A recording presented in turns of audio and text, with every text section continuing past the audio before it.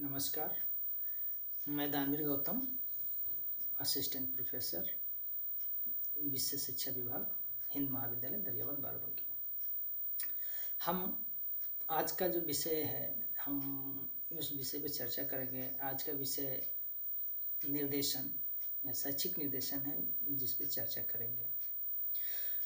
मैं आप लोगों को बता दूं कि जीवन एक ऐसा चक्र है जिसमें किसी न किसी परिस्थिति में, किसी न किसी रूप में, कहीं न कहीं पर हमको निर्देशन की आवश्यकता पड़ती है। दोस्तों, बता दें कि आज का जो भौतिकवादी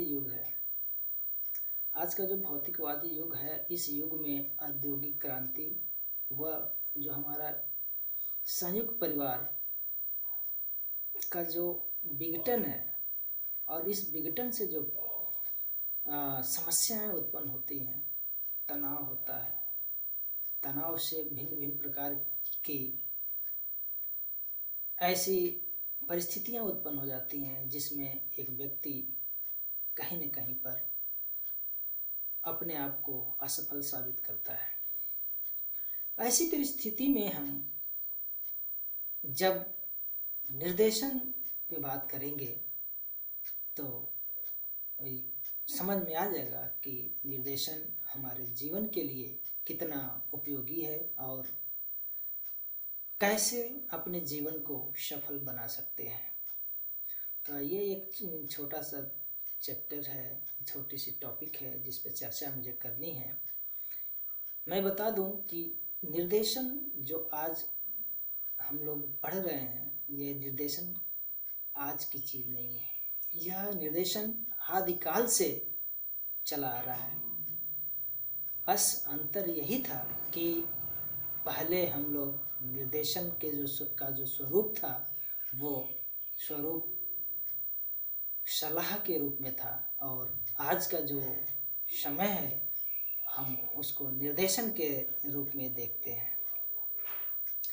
हमने देखा है दोस्तों कि जब एक बालक बचपन से लेकर के किशोरावस्था तक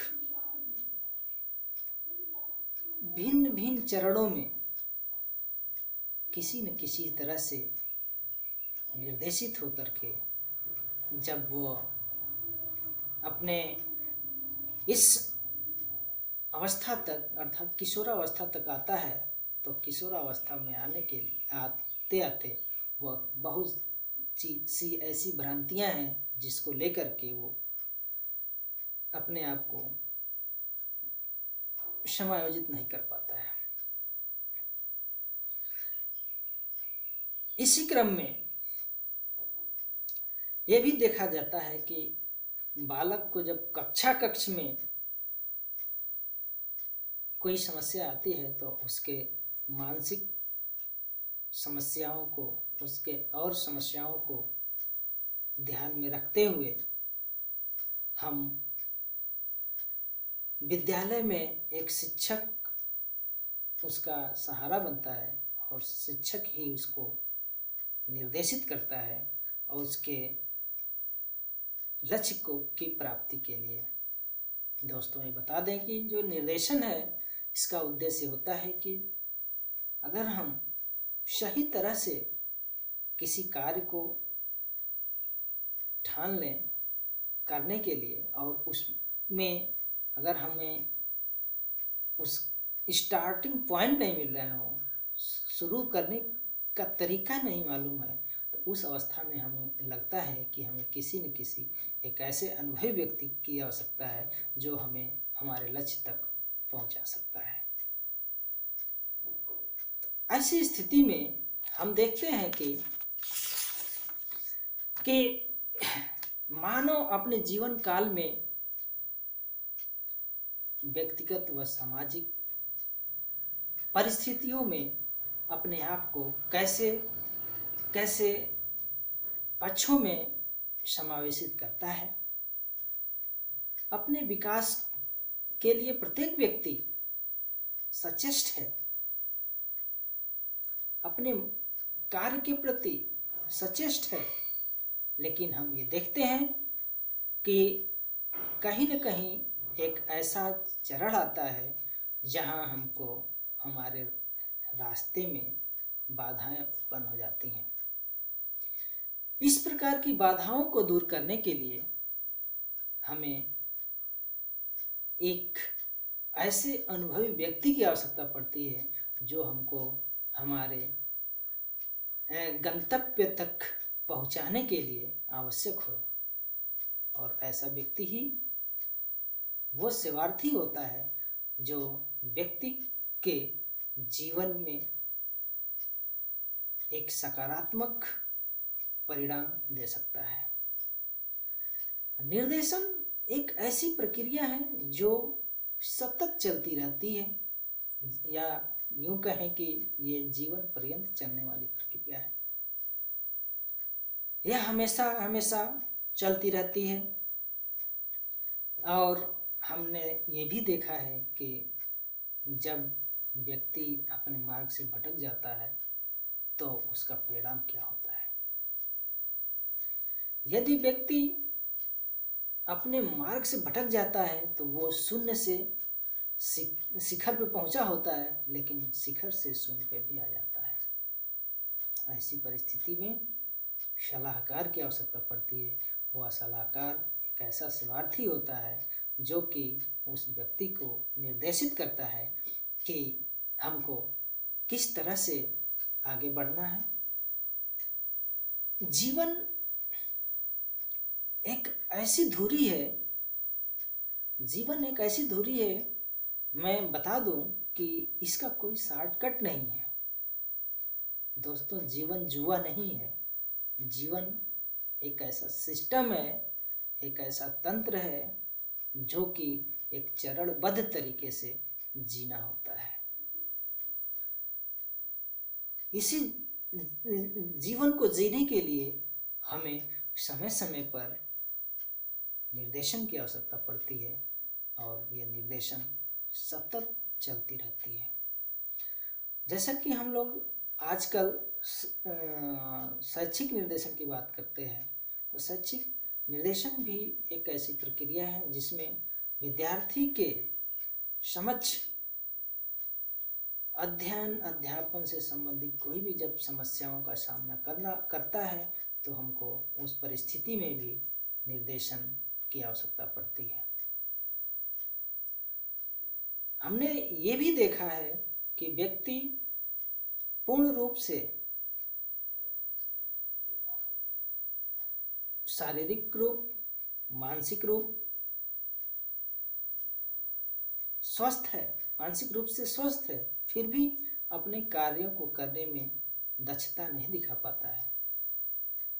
कठिनाइयों का सामना करना पड़ता है उसको, और वह व्यक्ति ऐसा महसूस करता है कि हम इस भंवर जाल से कैसे निकलें, और इस भंवर जाल से निकलने के लिए ही निर्देशन की आवश्यकता होती है। वास्तव में शिक्षा एवं निर्देशन एक दूसरे के पर्याय है, क्योंकि इन दोनों के अंतर्गत व्यक्ति या बालक को उसके शैक्षिक, व्यावसायिक, व्यक्तिगत, सामाजिक, नैतिक, आध्यात्मिक, शारीरिक जीवन पक्षों के विकास हेतु जीवन पर्यंत निर्देशन चाहिए।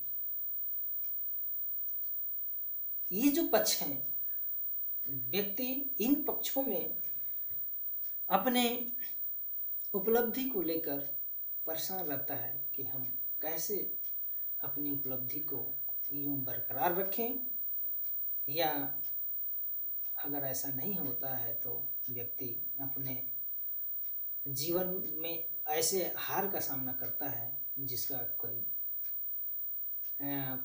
परिणाम समझा नहीं जा सकता है। ऐसी परिस्थिति में हमें एक योग्य, कुशल व्यक्ति की आवश्यकता होती है जो आपको निर्देशित कर आपके गंतव्य तक पहुंचाने का कार्य करे। दोस्तों, मैं बता दूं कि निर्देशन प्रक्रिया में विद्यालय, परिवार, समाज व राजनीतिक परिवेश सम्मिलित होते हैं। विद्यालय से संबंधित देखा जाए तो शिक्षक, उपबोधक एवं विद्यालय से संबंधित सहकर्मी, परिवार के अन्य सभी सदस्य, अभिभावक, मित्रगण, राजनीतिज्ञ इस व्यापक प्रक्रिया को मूर्त रूप प्रदान करते हैं। ये सभी लोग समय समय पर व्यक्ति या विद्यार्थी को उसके सही दिशा में जाने के लिए प्रेरित करते हैं कि व्यक्ति अपना जीवन सदैव और सही तरह से जी सके, पठन पाठन का कार्य सही तरह से कर सके, ऐसा सिखाया जाता है। वास्तव में यह समय व परिस्थिति के साथ केंद्रीय परामर्शदाता व सेवार्थी केंद्रित हो जाती है। केंद्रीय परामर्शदाता या सेवार्थी केंद्रित हो जाती है। कहने का तात्पर्य यह है कि जो निर्देशन प्रक्रिया है वो हमारे इर्द गिर्द ही घूमती है, और इर्द गिर्द घूमने का कारण है कि जब भी हमें आवश्यकता पड़ेगी तो हम अपने उस परामर्शदाता से या उस सेवार्थी से हम राय या मशवरा जो लेते हैं और उसके निर्देशन में अपने कार्यों का सही परिणाम देने के लिए जो पुरजोर मेहनत करते हैं, यही निर्देशन का एक परिणाम साबित होता है कि आपको आपके उद्देश्य की प्राप्ति करा सके।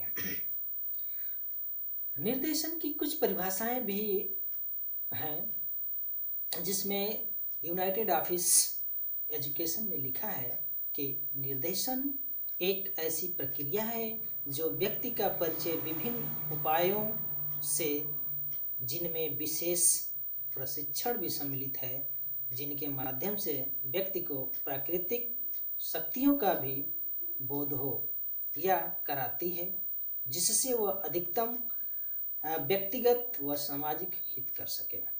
जैसा कि हम लोगों ने अभी परिभाषा से बहुत सारी चीज़ें परिलक्षित हो जाती हैं। ट्रेक्सलर महोदय के अनुसार निर्देशन वह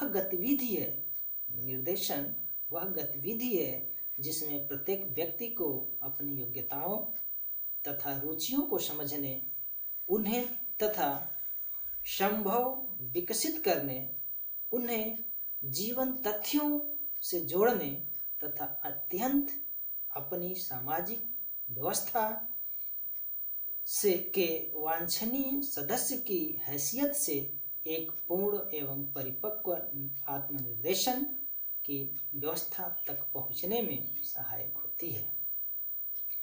दोस्तों, निर्देशन की प्रकृति हम लोगों ने देखा कि निर्देशन की अवधारणा से परिचित हो चुके। निर्देशन के जो परिभाषाओं ने स्पष्ट किया है कि निर्देशन की प्रकृति क्या होनी चाहिए। इससे स्पष्ट होता है कि निर्देशन एक ऐसी प्रक्रिया है जो सतत चलती रहती है। निर्देशन एक ऐसी प्रक्रिया है जो सतत चलती रहती है, अर्थात कि निर्देशन जीवन पर्यंत चलता है। कभी न कभी जीवन में हमेशा छोटे से बड़े से अपने लोगों से सीखने के लिए या निर्देशित हो करके हम चलते रहते हैं। निर्देशन जो है मूर्त रूप में होता है और एक विशेष प्रकार का जो ये सेवा है जो कि लोगों में परिलक्षित होती है, दिखाई देने लगती है। निर्देशन का कार्य अपने स्वभाव से उस माली की तरह होता है कि जो माली अपने पौधों को पानी दे करके, समय समय पर खाद्य दे करके उसको बढ़ाने का कार्य करता है, और पूर्ण रूप से जब वो पौधा या फल फूल देने लगता है, उसी प्रकार से निर्देशन है कि किसी भी व्यक्ति को उस तरह से कार्य करता है जैसे माली अपने पौधे से। दोस्तों, यह भी बता दें कि जो निर्देशन मानव विकास के साथ जुड़ा है।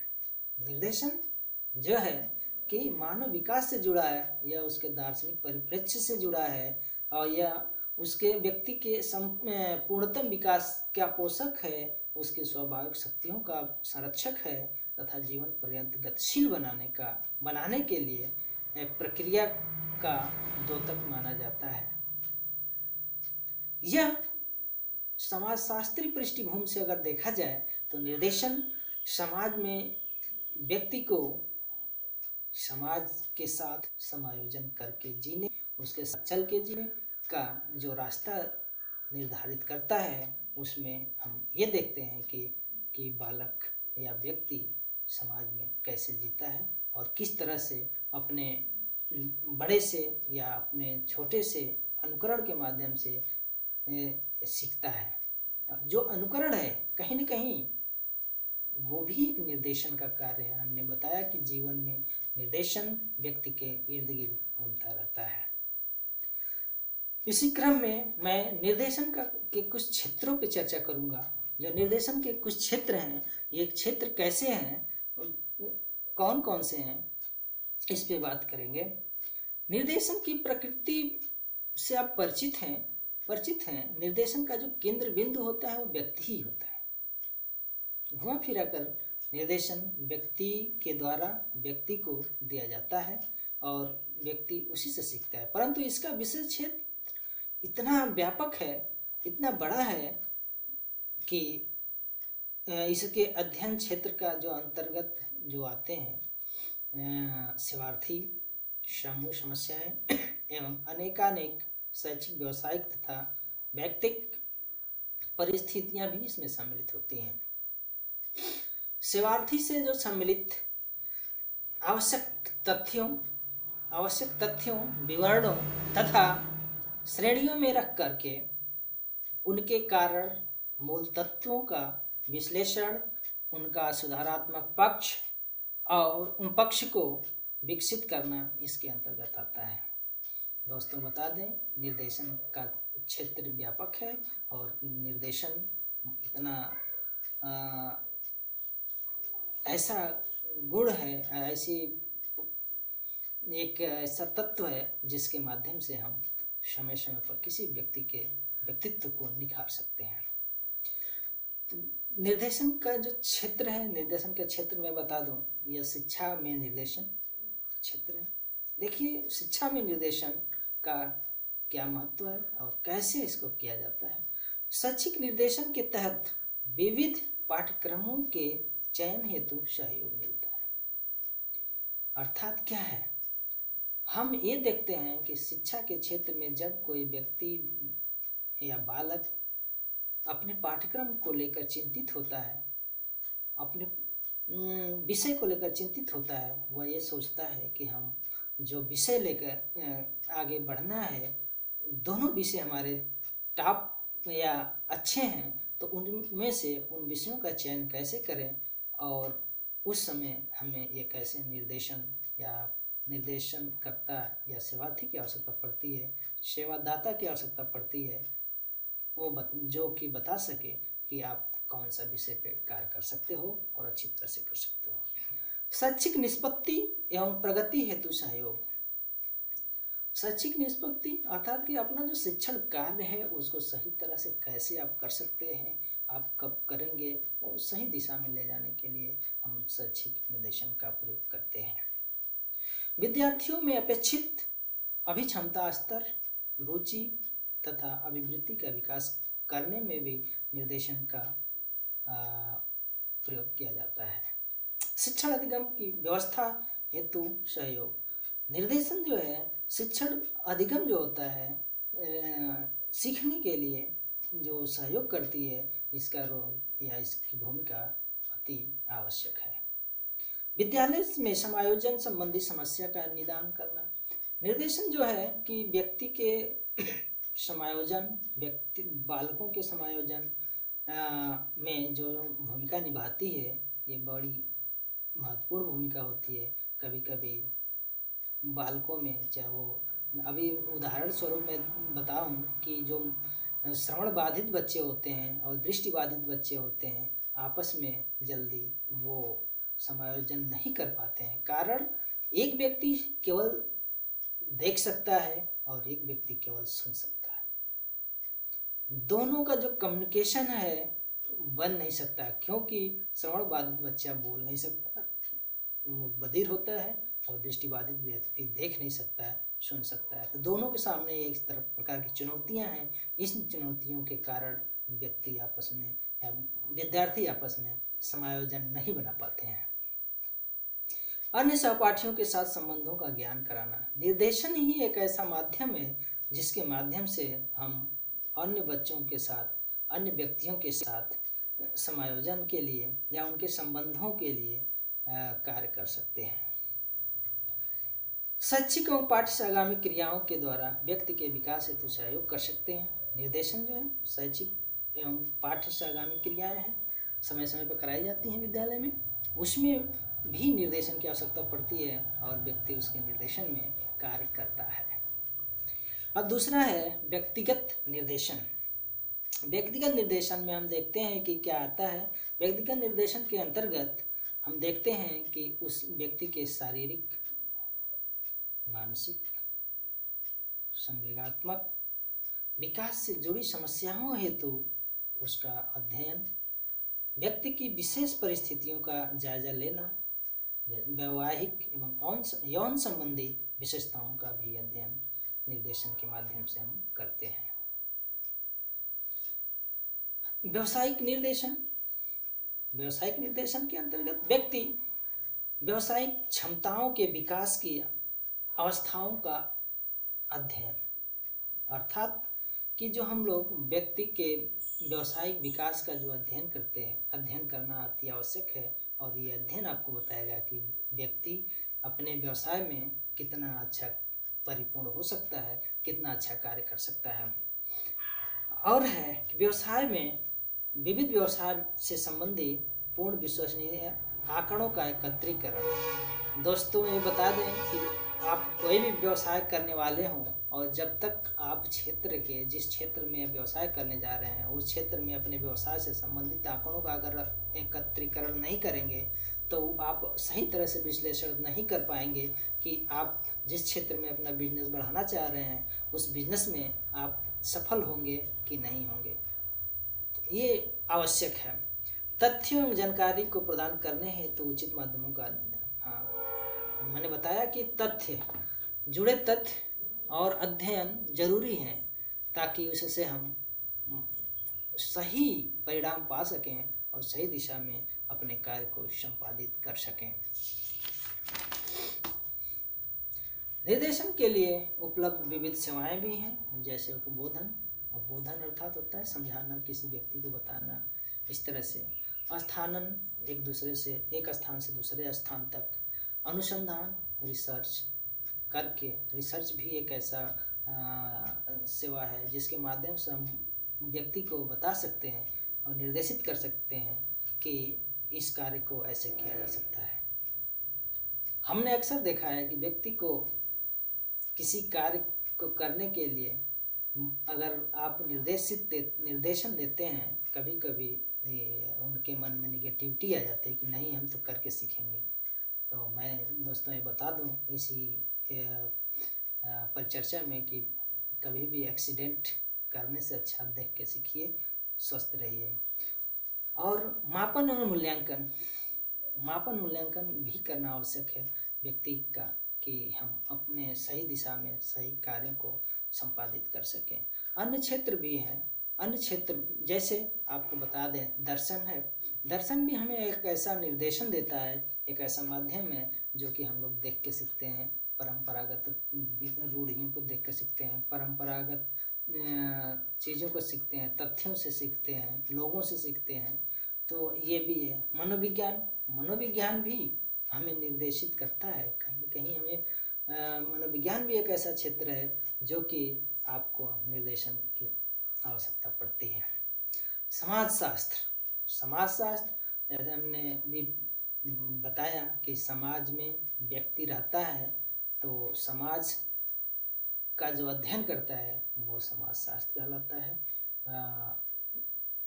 मनोमिति चिकित्सा विज्ञान, ये मनोविज्ञान, ये भी बहुत जरूरी है कि व्यक्तियों के मनों की में जो भ्रांतियां हैं, मनों में सोच में जो अंतर है, वो अपने कार्य के प्रति उसमें हम कैसे सहयोग कर सकते हैं। सांख्यिकी, सांख्यिकी भी जरूरी है। स्टैटिस्टिक, शिक्षा शास्त्र, अर्थशास्त्र तथा विज्ञान आदि की विधियों का भी समावेश निर्देशन के अंतर्गत आता है। विद्यालय निर्देशन प्रक्रिया के कुछ प्रमुख अंग होते हैं, जैसे मूल्यांकन होता है, समायोजन होता है, नवीन परिस्थितियों का उत्पन्न करना, विकास हेतु परिवेश प्रदान करना। मूल्यांकन, जब तक हम किसी व्यक्ति का प्री और पोस्ट इवैल्यूएशन नहीं करते हैं, तब तक हमको हमारे उपलब्धि का पता नहीं चलता है। दोस्तों, समायोजन, मूल्यांकन के अनुसार व्यक्ति का समायोजन करना आवश्यक है। उसके अनुसार व्यक्ति अपने कार्य को कैसे सही दिशा में कर सकता है, तो उसको उसमें समायोजित करना जरूरी है। नवीन परिस्थितियों को उत्पन्न करना, और समायोजन के बाद जो नवीन परिस्थितियां उत्पन्न होती हैं, उन परिस्थितियों के लिए व्यक्ति को तैयार करना निर्देशन का कार्य होता है।